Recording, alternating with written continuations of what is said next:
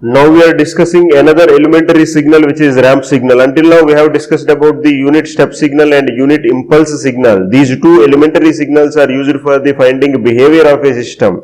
So now we are learning about another signal which is also useful for finding a behavior of a particular system. This is unit ramp signal. Unit ramp means the amplitude we are taking here, the measuring the amplitude, whatever the dimensions you are giving, whatever the value of x you are giving, we are getting the y as a same output. So y is equal to x. We are taking the samples from 0 to 6 and in between 0 to 1 we are taking 100 samples with the increment of 0.01.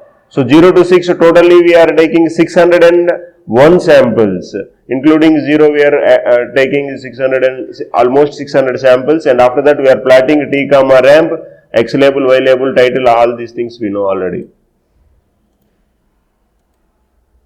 So this is the ramp signal.